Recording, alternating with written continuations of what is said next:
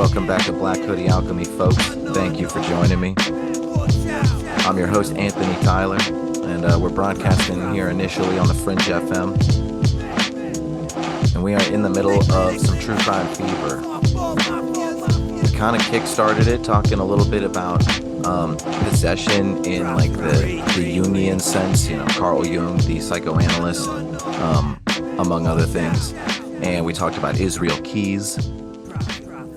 We talked about Gary Heidnik and what was his name? Harrison Graham. Some killers that were damn near next door to each other in Philadelphia in the 80s.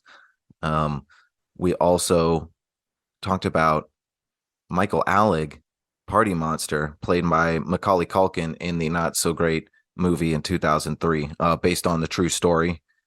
And in the past, we've talked about schizophrenic serial killers like the Shoemaker of Philadelphia. I'm not choosing Philadelphia in particular. There's just some crazy cases, and among other things. But we're back with some more true crime just because I'm really feeling it. And this is a one-of-a-kind story. We're talking about Pedro Rodrigues Filho, known as Pedriño Matador, which means Killer Petey, essentially. This dude is known as Brazilian Dexter, Brazilian Punisher. These names get pretty silly pretty quickly. But right off the bat, if we're going to choose a nickname, I'm going with the Brazilian Punisher. And we'll talk about why that rings pretty true. We'll get into this guy's story. Some things out the gate, I guess real quick, go check out my website, divemind.net.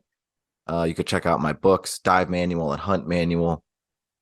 Quick plugs there, but I guess I could leave it at that. There's not a whole lot else going on at the moment. But right out the gate, it's important to know with the Killer Petey story here, the Brazilian Punisher, that there are some language barriers going on. This guy died at the end of March this year, 2023. If that gives you perspective, this story is still cooling off, even though it's been ongoing since like the 70s. He was born in 1954. So this guy, he's only done a handful of interviews. He went on a podcast once. He did some interviews with some journalists, and that and whatever public record that Brazilian journalists have looked into is pretty much all we have. And police reports. He spent something like 40 years in prison, and the majority of his murders, certainly on record, were well documented because they were while he was in prison. This is layers of an onion for sure. It's crazy that he died a free man despite murdering, he claims, upwards of 100 people. We know on record that he killed like 71 at least, and over 40, I think almost 50 of those murders were in prison, and he died a free man. How bad was this guy, though? Clearly he was not a good person. He was not a sadistic person in the psychosexual sense, though. There's so many serial killers that fit this motif, and in fact this is the typical serial killer model, but they fit this psychosexual model where it can be skewed in a variety of ways, and we don't have to go into it all right now, but it always stems from not just something unhealthy, but a complete breakdown of the what's the easiest way to put it? Sex is essentially the most intimate part of the human experience, and that's where a lot of people's healthy or neurotic tendencies can come out, because that's where our guard is down the most and so forth. And if you don't have healthy sexual releases, habits, partners, if you don't have a healthy sexual lifestyle in one way or another, then or you were born into a situation that quickly spiraled into a place where you could never learn proper sexual boundaries, like, children in sexually abusive families and things. That's how you get people that end up going out and trying to, quote unquote, like, cleanse the street of, ladies of the night. Is it not kosher to say hookers anymore? I don't know. I thought prostitute was the technical term, but I feel like even that is considered derogatory these days. Sex workers, right? Okay, there we go. Pedro, though, he didn't have that. It's interesting that he did seem to be, I don't know if anyone's truly born with this. I think that we all have seeds. It's like the silly cliche, like we all have two wolves inside of us, and which one are you going to feed? I mean, there's way better ways to say that, but there's truth to it. And Pedro just he was born into an extremely violent environment. His father was alcoholic and abusive, and supposedly beat his mother while she was pregnant with Pedro, and he claims gave him a slightly misshapen head. So he claims that his brain is slightly damaged and that he's more of a sociopath because of it. Before he hit puberty, he tells this anecdote of wanting to understand the power of having a life in your hands, a human life. So he pushed an older cousin of his that he was in a fight with into a cane grinding press, which sounds excruciating. And I believe it really fucked up his arm, but he definitely didn't die. And it's reported that his first crime was at the age of 14, when his father was fired from a job as a caretaker at a municipal school because he was accused of stealing lunches. So Pedro went and he took his father's gun and he went to wherever this guy was and shot him.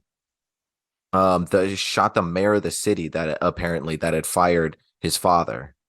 Remember, this is Brazil, so it's a little different than the U.S. because I don't think that a U.S. mayor would really have anything to do with municipal workers on a day-to-day.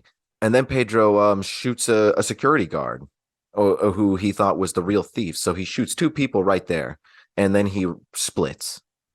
He splits to elsewhere. I'm sorry. I'm not even going to try to pronounce these Brazilian names.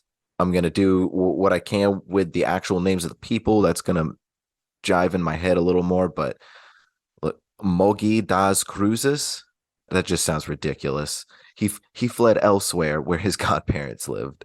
And he, tried to set up shop around there. And that's where he meets the widow of a drug lord named Botina. And they move in together, and he starts taking over the dead man's tasks as well as his lover. And so he starts doing some, medium time drug peddling, and even ends up taking out 3 former accomplices because they're rivals. But eventually, and see, this is where some of the language barrier stuff comes in. There's just crazy details that are glossed over, and I look as hard as I can, and there's only so much that I can find. But his girlfriend, former girlfriend of the drug dealer, was executed by police, and he escaped and continued to sell drugs with other people and met another woman. But before we move on to that, it's fascinating the amount of like folklore and mythology that immediately goes into this story. It's very similar to the story of Richard Kuklinski in some of the ways of his character, but even more so in how the story has manifested.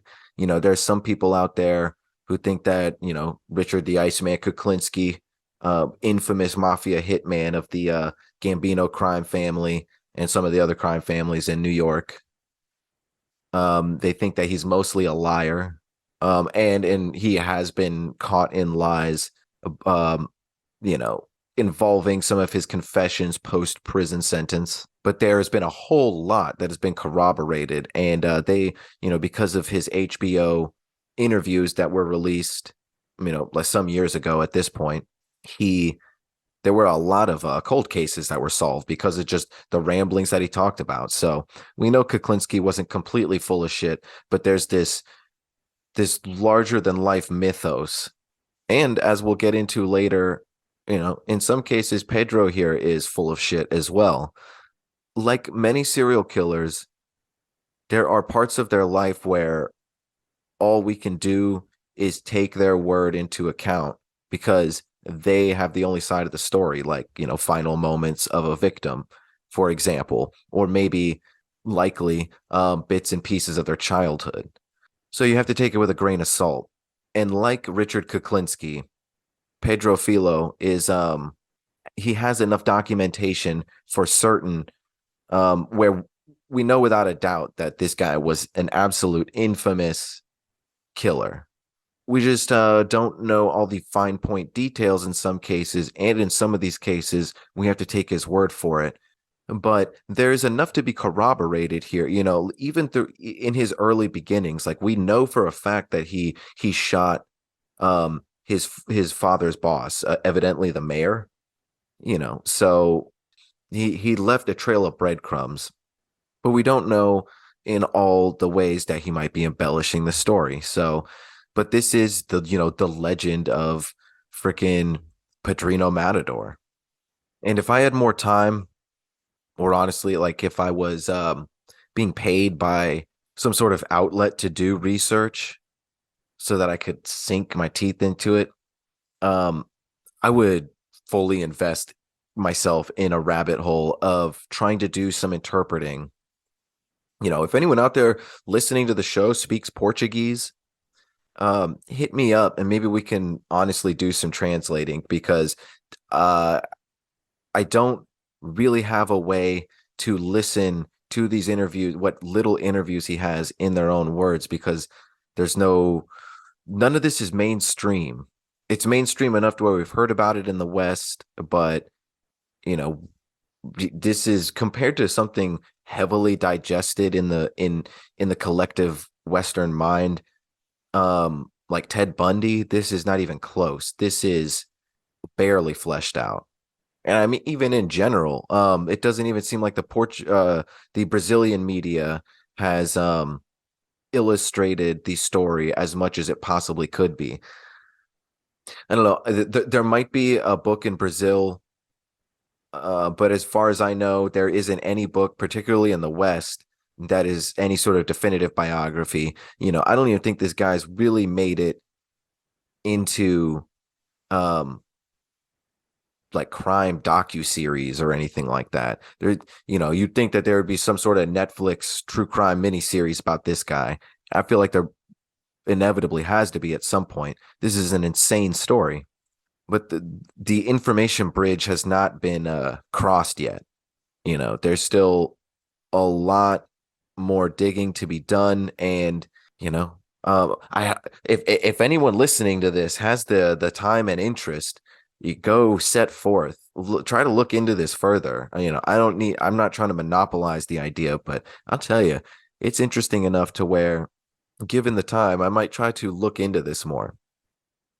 But again, what we have at hand is certainly interesting. A lot of it is documented. Some of it is his own personal account, and and there's a lot more to be said. So keep all those things in mind as we go through quite a bit more here. So he kills his father's former employer, moves elsewhere in Brazil, starts dealing drugs. His girlfriend gets executed by police. He escapes, continues selling drugs, meets another woman, Maria Olympia, and reports say, that's his muse. Apparently, that's the woman he's still in love with.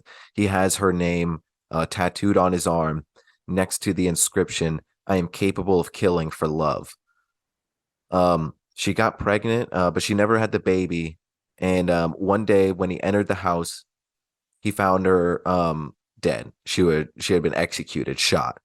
And it's just striking me now in many ways, especially particularly right here.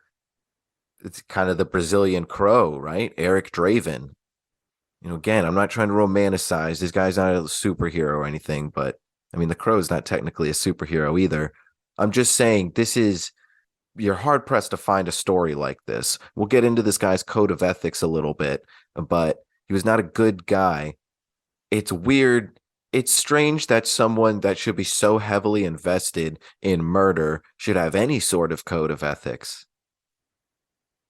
And Richard Kuklinski had some sort of code of ethics, but he blew a guy's head off in traffic for cutting him off. So it was a bit loose. I'm sorry, I don't mean to. I mean, it's dark, but it's just preposterous. It's unbelievable, and that was something that was actually confirmed of all Kuklinski's stories. So yeah, Killer Petey here doesn't seem to be, he doesn't have a record of doing that. He doesn't even have a record of like beating his wife or any of his girlfriends.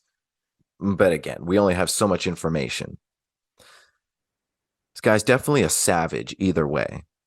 So what happened when Killer Petey, Brazilian Punisher here, found his girlfriend dead, his second girlfriend executed, which sounds just insane, but Brazil is an insane place, especially in this day. I mean, it's still pretty wild from what I hear, but this is, the lower class of Brazil baptized in fire, just violence everywhere. Something that I am not extremely familiar with. Like, I certainly was not born into violence, but Brazilian culture is only something I'm marginally familiar with. Was not raised around that at all either, so I can only imagine. What this guy does, though, he's not even 18 yet, okay? I don't know if we did an age check yet. He's like 16, 17 years old doing all this stuff. Again, he murdered his father's employer at the age of 14. So he seeks revenge. He goes on a true Punisher style killing spree, one by one, systemically finding, torturing, and killing several people, trying to discover the people responsible for murdering his girlfriend and his unborn child. And reportedly, the way he finally found out is the mastermind of the incident. And again, it was a drug selling thing. The mastermind was ratted out by an ex-wife. So Killer Petey, Pedrinho Matador, and 4 friends visited him during a wedding party. He was marrying a new wife. And they left a trail of 7 dead and 16 wounded, including that mastermind. And then afterwards, he turned 18. Still wasn't 18 at that time. Several deaths under his belt, and he was finally arrested, where he lost contact with his gang, and apparently he learned to read and write. So that's good, at least. Interesting notes here. Some of this that I've been reading so far, in fact, most of it has been Google translated from a Brazilian article that I found. And it says psychiatrists Antonio Jose Elias Andros and Norberto Zoner Jr. Okay. Well, not the best, but I was at least able to fumble my way through it. They analyzed Pedrinho Matador, Killer Petey, in 1982 for an expert report, and wrote that his greatest motivation in life was the, quote, violent affirmation of his own self. They diagnosed, quote unquote, paranoid and antisocial character. Interesting. Makes sense. The article notes when Pedrinho went behind bars, The car of the year was the Ford Maverick. You needed an operator to make a long distance call, and Chile had not even entered the Pinochet dictatorship. Since then, the Matador has been transformed into a walking treatise on life in prison, informed that his enemies were setting up an ambush. Oh, this is wild. Check this out. He ends up buying a knife. He's attacked in prison. So he's got a knife on him. One dude jumps out, and then four more come after him. And after a few minutes of fighting, he had killed three of them, and he was still fighting. The other two remaining ran. And that was in prison. That was while he was serving time. That's heavily documented. This dude is a bad motherfucker. But those guys probably had shanks too. This is unbelievable. This guy just brute force. He's not even that big either. But just an absolute monster. You know, like real life Rambo type shit here. This is insane. I wish I knew how big he was. I don't have stats on his height or anything. I don't think he's particularly huge, though. Either way, you know, good Lord. The article continues saying that he gained notoriety clearly in prison. And he likes to bolster his fame by telling other stories, like I was saying earlier, many of which are unclear whether or not they actually happened. Like many serial killers, his testimonies often mix reality and fantasy, and most of the corpses he is proud to have produced have never been found. I think that's, again, this is translated. Most of his corpses have not been found. They haven't found some of the unclaimed stuff. Very little of the ones that they didn't know about have not been found. But, you know, he's got a documented body count of 71. But he claims over 100, I believe, or at least at 100. So Killer Petey says with pride that he killed his own father after that father killed his mother of some sort of suspected affair. And Killer Petey said that to avenge her, he stabbed his father's chest and ate a piece of his heart.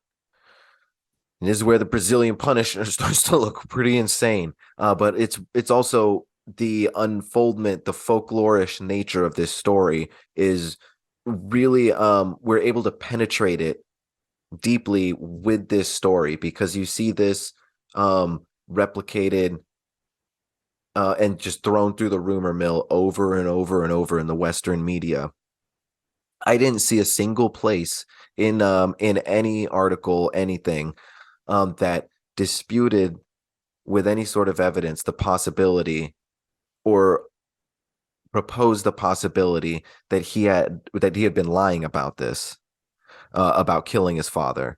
And in fact, I heard it a few different ways. I heard that he visited prison to kill his father, which doesn't make any sense because he hadn't been released from prison yet.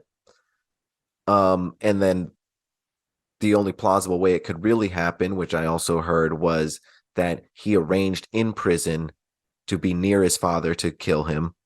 But in this article I found, this Brazilian article, it says the problem is that in testimony to a prison psychiatrist, he told another story. He said that his father was murdered by relatives of a mistress. As well as this one, several reports made by him have contradictions. Therefore, it's not known how many people he actually murdered. In some crimes, there is simply no evidentiary record. In the penitentiary, he says, he killed a prisoner nicknamed something I am not going to try and say, who extorted family members from inmates and threw them into the elevator pit. And threw him into the elevator pit. Oh my God. Okay, I get it.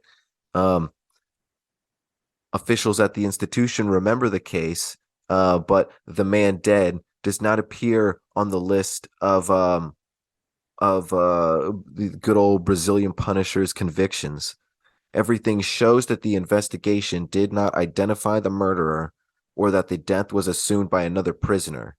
A favor that bandit leaders usually ask of less important members of the gang. Okay, so I think this could be explained a little bit better because there's a little bit of a language barrier here. But It's an example. Someone could have been doing a favor for him. He could have been doing a favor for someone else. He maybe didn't do it at all and just took credit for, an unrelated deal that he saw go down. We don't really know. Here's another curious bit. The most striking aspect of a Brazilian Punisher's biography is the lack of information. He knows next to nothing about his processes. Interviewed, he was surprised to learn that there are only 18 accusations, officially put forth against him. And he said, just that, it can't be that little. Many old documents disappeared into a black hole before the courts were computerized in Brazil.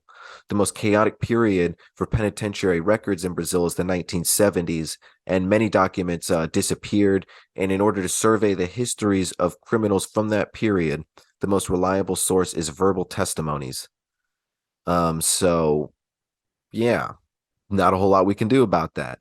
This is where folklore and legend comes in, and we just have to sift through it the best we can. The story of Pedrinho Matador shows how the prison system made a dangerous bandit with psychiatric problems have his condition aggravated, resulting in an even greater sense of killing. As time went by, Pedrinho began to pull the knife for increasingly futile reasons in prison. And every time he was transferred to 9 different institutions, he committed more crimes. From 1992 to 2002, he was apparently completely isolated in a solitary confinement where he only had contact with jailers, no other inmates at all. He assumed himself, or he amused himself by playing solitaire and doing gymnastics. And here's another wild bit. This is how he became a free man at some point. This article was written as he was coming up on the 30-year mark, because even though he was sentenced to over like 100 years, for some reason the Brazilian law, they give you however many years they want, but you only serve up to 30 years in prison. And then in some cases, they can keep you slightly longer if you do offenses in prison. But anything past 30 is really pushing it. And they weren't able to give him much more than that. I think he ended up staying maybe another year or two after the 30 mark. And then he was out of prison for 4 or 5 years. Then he was put back in prison for like 7 years for, it says, inciting riots. And as I understand that, it seems to me that these were not riots that he was actively participating in, but the riots that he had participated in the past in prison. So it doesn't fully make sense to me. That's what I seem to glean.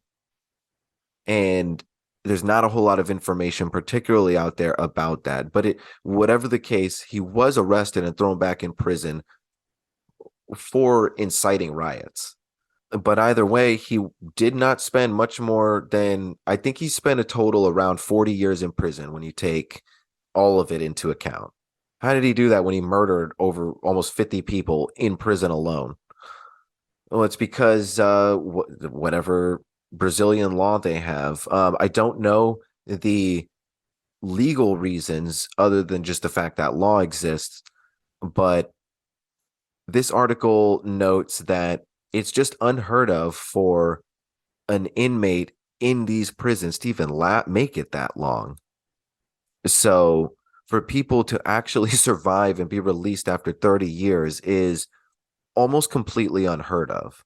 And it's no wonder this guy murdered almost 50 people in prison. There's even one story where he was being transferred to a different penitentiary with a guy who was known for sexual crimes. He was a rapist. And I also read one bit where Killer Petey there says that this guy, he thought this guy spied on him during a conjugal visit. So they were being transferred together. They were locked together in the back of a good old paddy wagon. And by the time the guards get there, unlock the door at the other penitentiary, Petey has busted out of his shackles and completely murdered this guy. Blood is all over the back of this paddy wagon. That's how brutal this guy was. Let's take a quick commercial break here. Let's collect ourselves a little bit. We've talked a lot about this man's upbringing, his small-time crime rise, his prolific Charles Bronson-esque Brazilian murder spree in prison, even though Charles Bronson didn't actually murder anybody. And then after the break, we'll wrap his story up. We'll talk about his grisly demise, some of the things he did after prison, and do some analysis on this strange, enigmatic, confusing character, the Brazilian Punisher, Pedro Rodrigues Filho.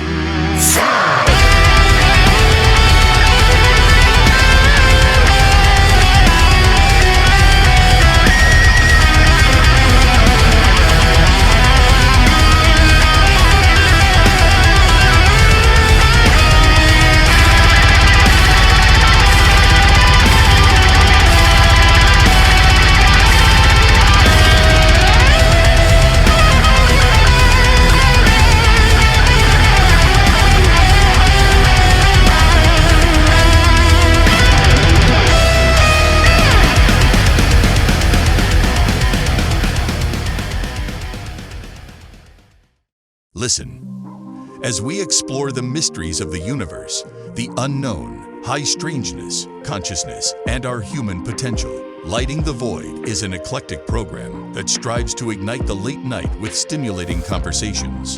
Join us on The Fringe FM.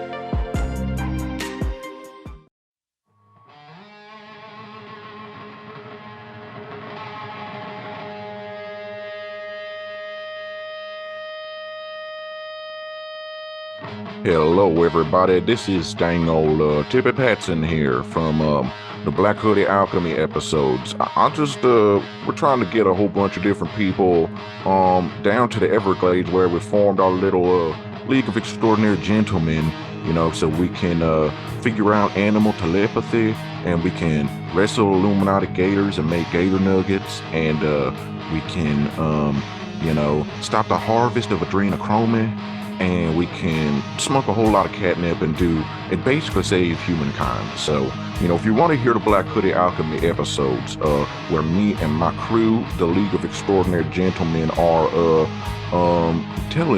bringing our message, just check out Black Hoodie Alchemy episodes 14, 30, 32, 33, 34, 35, and 38. Now, just remember, Tippy Patson wants you to come down to the Florida Everglades and help him save the world from the Illuminati alligators. But there will be no animal wanking off. We don't do that here anymore, okay? Well, we're just gonna be wrestling them. No bad touches. All right, come down to the Everglades. Take care. Bye.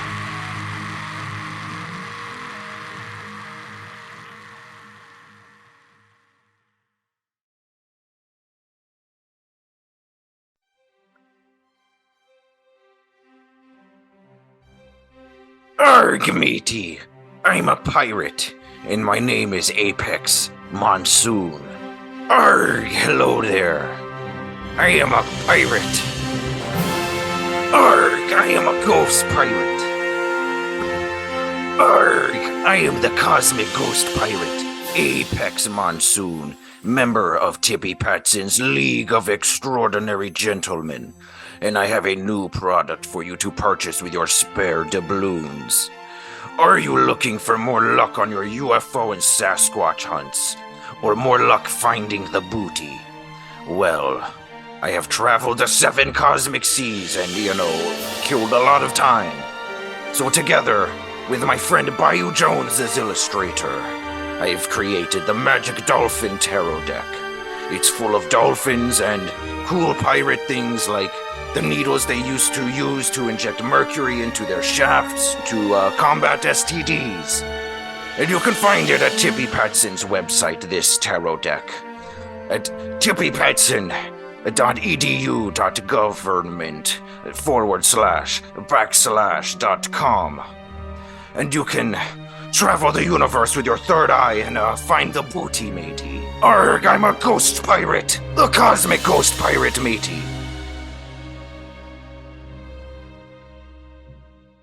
Musicians experience a lot of frustration with music marketing and promotion. They have no idea how to get their music heard, and they're spending hours sending emails, making phone calls, and hitting up their friends to promote them. With our industry-powered digital marketing platform, we can set up your media plan in minutes. Our team will automatically distribute your music across all the best channels, so you can focus on actually making the music. Submit your music today on our website at mymusicpromoter.com. That's mymusicpromoter.com.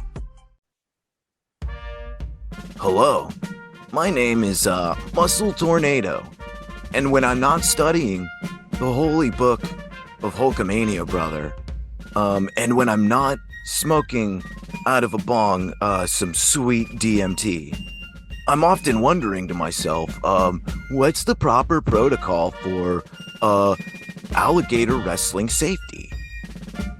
As you may have recently heard, I now have a hook hand. So I'm here to tell you today, I have a new safety and combat DVD full of training and knowledge tips for your ascension to enlightenment through the fist and the mind, just the way Hulk would want it.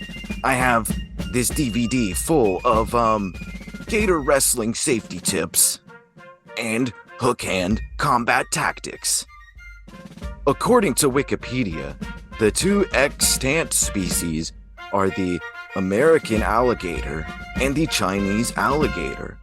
Alligators first appeared during the Oligocene epoch about 37 million years ago. And all gators will bite your hand off if you try to grab their crotch.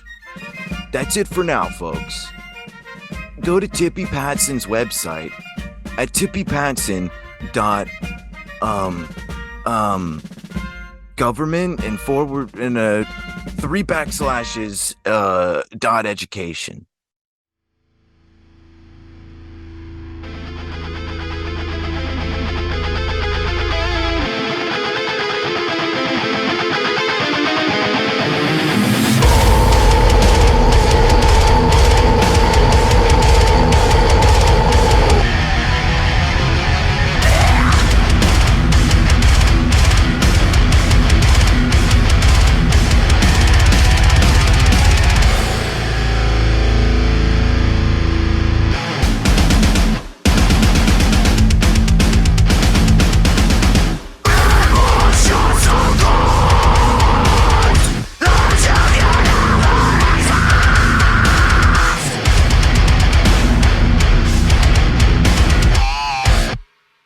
Welcome back to Black Hoodie Alchemy, folks. We are halfway through our conversation about Pedro Rodrigues Filho, aka Brazilian Punisher, aka Pedrinho Matador. Let's recap a little bit. Firstly, the information we have is limited because of the sociocultural and particularly language barriers. But and as we went into a little bit, also because of the burgeoning computer system and processing the paperwork into the computer databases in Brazil, some of that did not go so well. So just as a public record, we have less in Brazil when it comes to cases like Pedro Filho. And if you think that's weird, I mean, it is kind of weird in today's age of, rapidly expanding information on the internet. But it's not that weird. It does happen. And another good example, particularly in true crime, where it can be sensitive as well, and there's court documents, and it might make some police look bad. In some cases, there's politics involved, and especially in a case of limited freedoms particularly media freedoms in Russia. The most recent and currently most infamous, highest body count Russian serial killer, Mikhail Popkov, was active between 1992 and 2010 when he was taken down. He was actually a Russian police officer, and he killed, suspected of at least 83 victims. And there is a lot of information about this guy we don't have. We just have information that glosses over. And unless we can contact a Russian journalist that has been deeply embedded in this, there's no other, there hasn't been any books. Like someone in Russia, someone either needs to get to Russia to get their heads in on some of the actual documentation and the people that were around this case, or people in Russia need to flush this case further out to the public. And the same goes for Pedro Filho, Brazilian Punisher here. This case needs to be fished out of the environment that it's in and spread to the collective consciousness. I wish I had more information here. Even in the different notes I have, there's some conflicting material, some of which we've gone over. I see different numbers for even the amount of people he killed in prison, but it seems to be definitely somewhere between 40 and 50. And I'm sorry I haven't been citing the things that I've been referencing in my notes here. Some of it is scattered, but especially for a story like this, I promise you can go to the show notes. Sometimes I haven't followed through, and it wasn't really that necessary anyway. But for something like this, where the notation and we only have so much, I'm definitely going to put everything that I've used in the show description. Some of it is also going to be in Portuguese, but thankfully we could translate that pretty easily. If it's in print, of course. To make it explicitly clear, this dude did seem to have a genuine code of ethics where he never killed anybody that was innocent. He never killed any women or children. And he claimed to only murder rapists, pedophiles, drug traffickers, and assassins, bad people. He said his motivation was anger and not bloodlust. But he did say he enjoyed the act of killing these people, these bad people, quote unquote. And, going through some of my other notes in here, I'm seeing one source say that it later turned out, so when he was 14, he killed his father's employer who fired him for suspected thievery. And then he also killed the man that he himself actually thought was the thief. And a note here I got says that the man ended up, records show that the man was not the thief. Someone else was a thief. So he should have probably felt some sort of remorse, but apparently did not. It's also said that he murdered former colleagues in his ascent up the local drug ring empire. It also says that in prison, he beheaded a man who was accused of murdering his sister with a blunt knife. Pedro said, he was my friend, but I had to kill him. And, we've gone over some of the other things, like he murdered that guy in the back of a paddy wagon in prison transport. He did the real Punisher style thing, and after the murder of his girlfriend, went and systematically tortured and interrogated and murdered people in order to find the man who had orchestrated the death of his wife for drug-related things, and went to his wedding, killed him, 7 other people, and injured like 16. And who knows, however many other people, just a murder machine, all before he was 18. And then when he was around 18, he goes to prison, spends a lot of time in prison, like 34 years or something, gets out, is put in prison again for inciting riots, which either were, it seems like might have been retroactive sentencing from riots that he incited while he was in prison. I don't think it was riots that he incited while he was out of prison.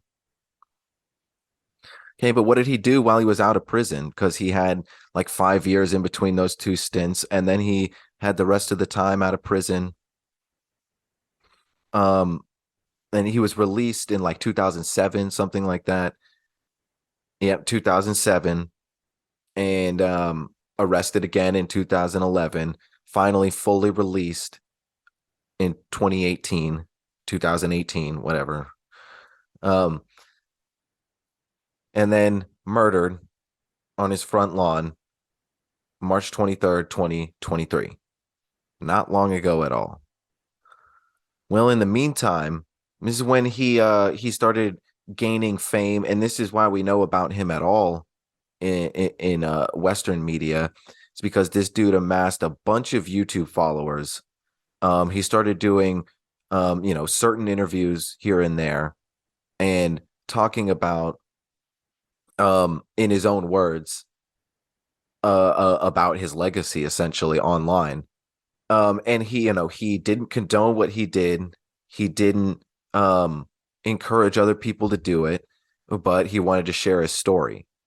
I don't know. So this guy probably lied about murdering his father in prison to avenge his mother's death. Likely didn't happen, though, according to what he told a prison psychiatrist. We don't know for sure. We don't know for sure. But either way, we know enough to know that this dude was a maniac, and he did have a code of ethics, and he lived actually a peaceful life afterward. A criminologist who met with Rodrigues in prison. Man, I don't know how these Brazilian names work, honestly. Is his last name Rodrigues? And I've just been saying Pedro Filho, like his first and last name.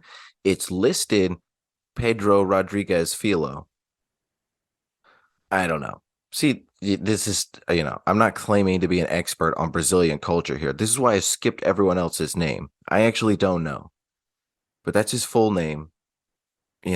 Just take it for what it is, guys. I'm just sharing what I got, What more can I say? But I will read this quote to you.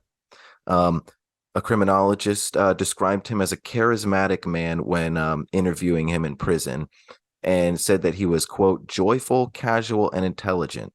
He fascinated people, and he was a reflection of our society in a country where only 10% of homicides are brought to justice. And that was a quote she gave to a newspaper. But, apparently, aside from these YouTube and slight media related things, he was just working on a farm after he was released from prison. He lived in a pink house surrounded by greenery with a Labrador dog. Neighbors say that he was just a hardworking, serious, and religious man who really loved his dog. Didn't seem to do a whole lot more than that, Actually, seemed to be a man that abided by the mentality, if you don't fuck with me, I won't fuck with you. But if you fuck with me, I will murder you, literally. And enjoyed peace where he could find it. And did seem to be pretty religious. Always had religious artwork around him in prison, had religious tattoos, and seemed to sort of have an angel of death sort of mentality to him where, again, cleanser mentality, except whereas most of the time you hear that as a terrible excuse, and of course there is no excuse, but to just murder prostitutes or sex workers on the streets. But this dude actually took out other violent criminals. I'm not condoning it, but he was born into violence. He was born into a violent culture, and not only that, into a violent family, in an impoverished section of Brazilian culture. Everything, all the chips were stacked against him from the beginning. And I can't say that I totally don't. I understand how it happened. And I think that if it's going to happen, I guess that's as good as it can get. You know, at least he was taking out bad people, and, you know, he was good at what he did, and what he did wasn't pretty. And so how he was taken out is some people pulled up in a van with masks. He was holding a child hanging out on his front lawn. He had some family on the front porch, and they shot him. Didn't harm the kid.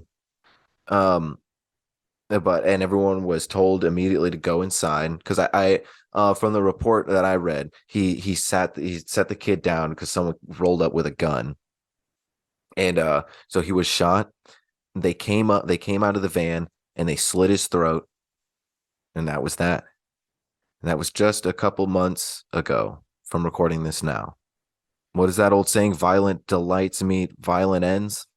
And, I think it's fair to say there's a little bit of wrap up involved here, but that is essentially it for any notes I have. Lots of barriers here. I wish I had more. I wish I understood more about the culture and the situations that created this character. I wish I knew more about the characters around this one. I wish I had more access to more source material. There's so much. But there's enough to be completely fascinated by. And, this guy was technically a serial killer. Absolutely. And, I hope I didn't come across like I was fanboying here, because I don't think this dude was a good dude. But if there was any sort of excitement here, it's just a sheer fascination that someone like this actually exists. I still can hardly believe it. It blows my mind. Because, again, and we'll do Kuklinski for the next episode.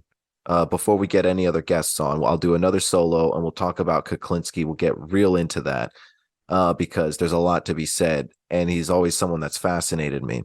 But when you first hear Kuklinski's story, he's billed as this guy with a strict moral code. He was a good family man, only killed other criminals, never harmed women and children. Well, he didn't harm women and children, but he definitely didn't only kill criminals.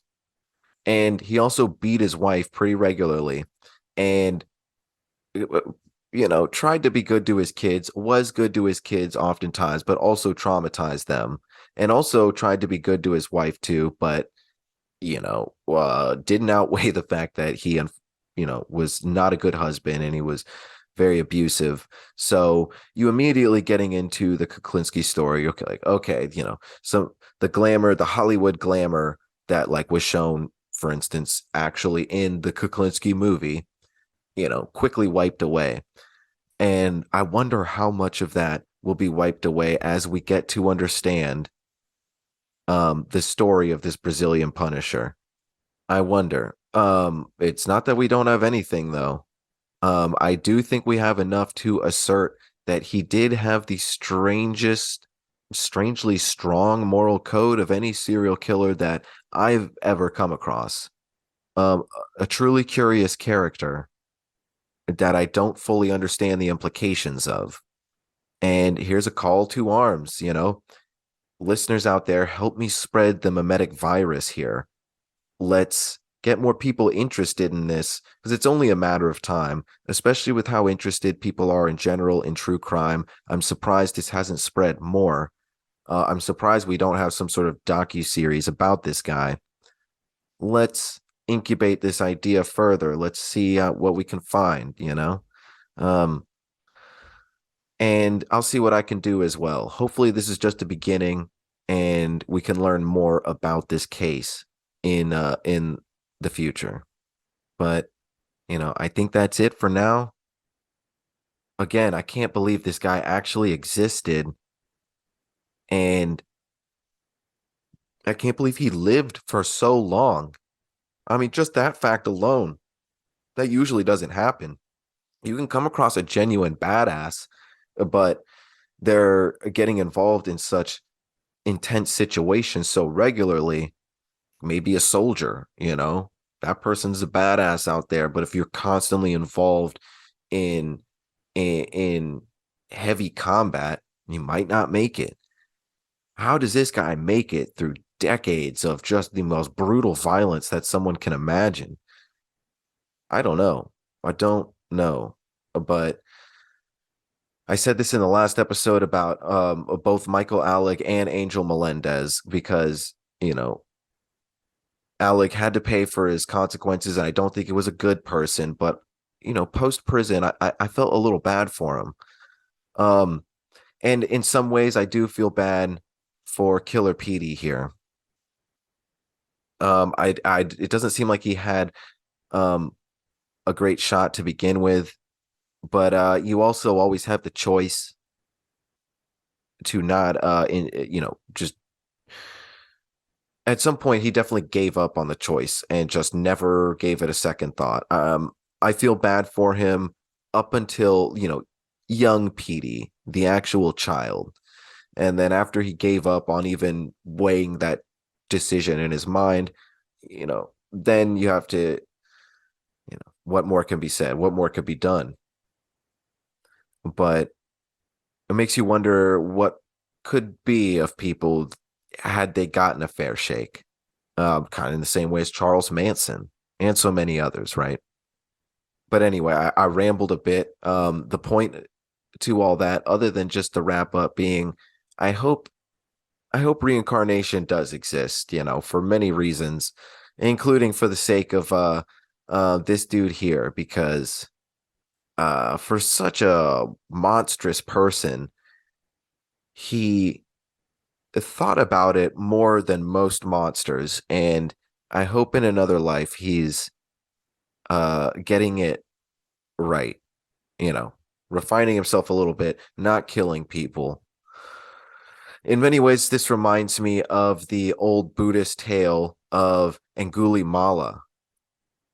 I've mentioned this in other episodes before. I'll briefly mention, you can go find this in sources. This is a real traditional Buddhist tale, been around for a long time, like thousands of years. And as far as I know, it's like the first literal story in any case of a serial killer. And Angulimala was essentially an apprentice holy man who was annoying his master, so the master sent him on an impossible errand to collect the fingers of like 1,000 people, I believe. Something that was meant to be almost surrealist and confusing and kind of just get him out of there. But this guy took it in a way to just start murdering people and became a prolific killer that the king had to send people after. And it was only after the Buddha found him in the woods and broke his mind, basically, that everything changed for the killer. And the Buddha showed him, after the Buddha, he tried to kill the Buddha, he couldn't. And he said, and the Buddha simply told him that you're only good for breaking. And you can't create anything. You have no legacy. Nothing is lasting. Like sands in the hourglass. Everything you touch is destroyed. Those are not quotes there, but that is the the gist that was given. And not only did he really break and incept the shit out of Angulimala, but he like pledged allegiance to the Buddha right there, as like a disciple. And the Buddha gave him something that is very unorthodox and something that not often done in Buddhism, not often done by the Buddha in the stories, but he gave him Buddhahood right there. And that is something that has always challenged my understanding. How could someone understand so resolutely that they might be redeemed right there in the moment? That's almost so intense. It's similar to going into the confessional booth and automatically being cleansed of your sins. But it's meant to be something Faustian here, where right before Faust is about to die and his soul's about to be dragged to hell, he has this epiphany and he truly realizes in the core of his soul what he's done and how he's fucked up. And because of his realization, he has a heart attack that kills him. But also because of his realization, he is saved from going to hell. It's not that you can just say the magic words and be free. You have to really feel it. But it's this idea, I guess, of genuine salvation at any time. Genuine salvation, not just magical bullshit words. So it seems that Angulimala did something similar to this. And he followed the Buddha for the rest of his life in earnest, diligent study. And there's tales afterward where he would go with the Buddha and the other monks throughout the village where they would take their, it's like tithing. They would, ask for sustenance, whether it be food or something, from the villagers, whatever you can give us, just to help us survive. You're not begging. It's like a, hey, we'll take it kind of thing and we'll also give you our service. And when Angulimala came into town, the people were not very willing. And they would throw things at him. They would hit him. They would abuse him. And he was afraid to go back and see the villagers. And he asked the Buddha, what the point of this was. And the Buddha just told him, this is your karma. This is what what you've wrought from your crops. And this is how you will learn. And he took it. And today he is, when you look into the metaphysics of Buddhism, Angulimala is an important Buddhist figure. And so I don't know what that all means, but that story reminds me of Pedro Rodrigues Filho a little bit. And that's what I'll leave y'all with. I hope we can find more out about this story at some point. I hope you found this interesting. And, don't forget to tune in next week. This is Black Hoodie Alchemy. I'm your host, Anthony Tyler. Check out divemind.net. Check out my books, Dive Manual, Empirical Investigations of Mysticism, and Hunt Manual, 21st Century Demonology and Forteana, where I talk about serial killers as well. You can check out some of the serial killer podcasts. You can read some of my excerpts of my writing on my website for free. You can also check out the UFO documentary I was in concerning the UFO phenomena and psychedelics on the Mind Escape podcast Patreon. Hopefully elsewhere soon as well. Winner of the Roswell UFO Expo 2023 People's Choice Documentary Award. And that's it for now, folks. Take care out there. The phoenix rising, spit the fire on these vultures, told me go to hell. Oh well, rapping for the culture, effervescent light, shining like spirits in the water, moonshine, marijuana mics, dead before the sun, the devil salted science, got the beast steady multiplying, nobody questioning the wisdom of a starving lion. My heart is iron, strongest giants ain't as hard as I am. You can't change the world, nothing wrong with trying, nothing wrong with dying righteous on the road to Zion. Your mama crying, flooded eyes dripping, no replying, no complying with the system, victims wanna riot. We right the wrong, storming castles with the ultra violence. We never silence in the war zone, it's them or us. The venom pus, exit pig's brain with metal bust. One in the temple trust, leaving tiny mental crust. Ash to ashes, return to elemental dust. Yeah. Cold is with the storm. The shivering arms, I'm bitter and calm, strong and harsh, bad sympathy long gone. The bond critically gone wrong. Vividly on, physically crumb pawn, spitting these thong songs lyrically. Simply fraud, mimicking hard stars, gimmicking all stars. schizophrenic and sicker than all. Ligaments listening on. Trigger the bomb, bigger the dawn, sicker the slip, quicker we on. Lyrics are strong. Bigger than all, bigots and all. Mainstream, fame stream, kings involved. Lyrics are flawed. Slip in the fog, a lost cause, frost bitten by dogs, slitting his wrist, calm, withering on, while y'all bickering on. Reading on, conspicuous, meticulously armed in Lebanon.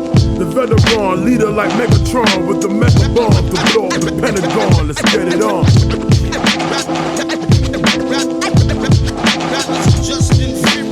Tear gas, tear to your lungs, the room ain't ventilated. I'm venerated like Arnold, you getting terminated. Laser beams emit through the eyes, you looking mutilated. My iris state mutated, yes it mutated. Optic blast to the flash here, you getting amputated. I'm seeing things like Edgar Casey, being fascinated with the future. Can't let my present get confiscated. Devastated by the words and the cross. Got him pushing up crazy, seeing more flowers in the floors. All aboard the soul train, you go missing like a course. Reload the magazines, you tapped into the source. On tracks of saddle, watching all them satellites fall. All you hating motherfuckers kiss my dragon-sized balls. I'm gassed up, that's right, pissing out ethanol. My approach to making music like crowbars to the skull. Planting C4s on the walls of City Hall.